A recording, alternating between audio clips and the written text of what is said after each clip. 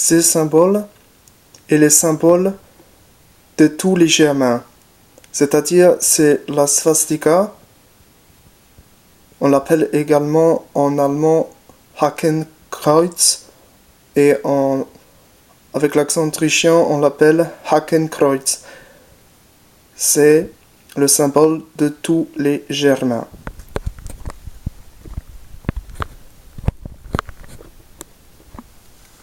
Donc, si on observe dans le monde, il y a les Germains au centre,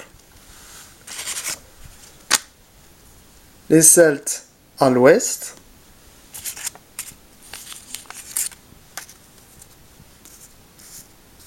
et les Slaves à l'est. On observe donc un schéma progressif qui va du plus simple au plus compliqué.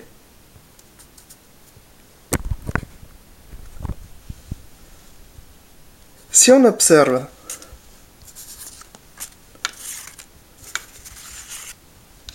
ce symbole,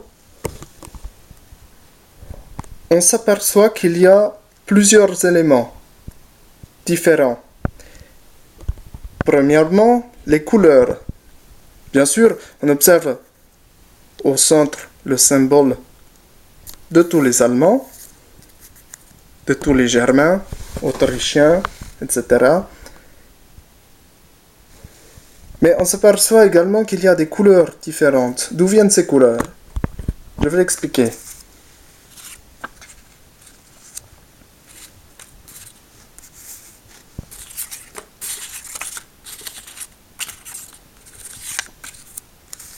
Ceci, plus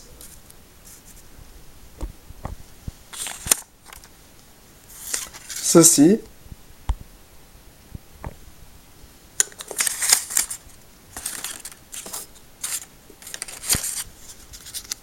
est égal à ceci.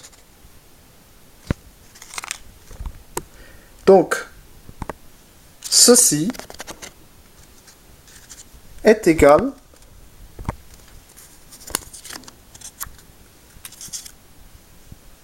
à ceci plus ceci. Autrement dit, nous avons deux éléments. Ceci et ceci. Je vais vous les expliquer. Donc, ce symbole-là, je crois l'avoir déjà expliqué, c'est le symbole de tous les Germains. Et ce symbole-là, c'est le symbole de l'Empire, donc du Reich. Le Reich qui a commencé il y a bien longtemps d'ailleurs. Puisque l'Alsace et le Sud-Tyrol, c'est-à-dire l'Alto Adige, qui a été rattaché à la province du Trentino, Alto Adige, donc en Italie, a été confisqué par la France pour les Italiens. Voilà.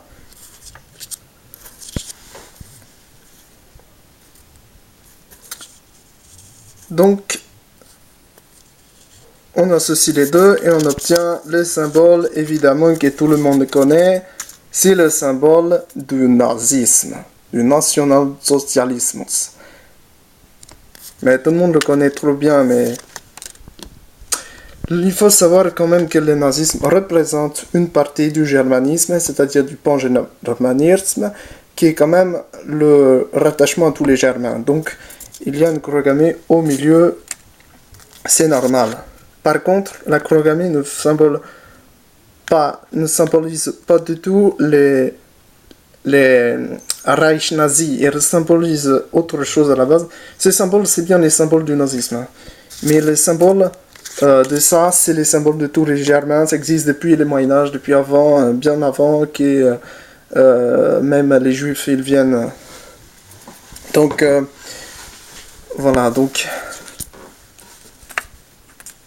Ce que je voulais dire, en fait, c'est que ces symboles-là, ces trois couleurs, on peut les retrouver dans le nazisme, mais en général, ça symbolise bien plus que ça. En fait, c'est compliqué à établir. Ce sont des symboles germains. Donc voilà, il faut pas voir. Le national-socialisme, c'est une politique et la politique, c'est quelque chose qu'on prend en fonction des événements comme ça vient et ça peut s'en aller. C'est le mélange des deux qui est très fort, hein, très très fort. C'est pour ça que on a du mal. Alors on attribue tout de suite la chronographie au nazisme, mais il y a bien plus que ça. C'est le symbole de tous les Germains. Donc tous ceux qui se reconnaissent dans le germanisme, ils peuvent être juifs, ils peuvent être black, exotiques, tout ce que tu veux, ils sont toujours rattachés à ça. Attention. Au même titre que les Indiens d'Amérique sont rattachés à leur totem. Et nous avons également l'aigle, mais bon, l'aigle, il est représenté par un peu partout aussi, hein, Kurdistan, etc. Donc, ces symboles, c'est les symboles de l'Empire, du Reich, en fait, des Reichs, puisqu'il y en a plusieurs, comme il y a plusieurs républiques en France, plusieurs dynasties en Chine ou en Égypte, bref.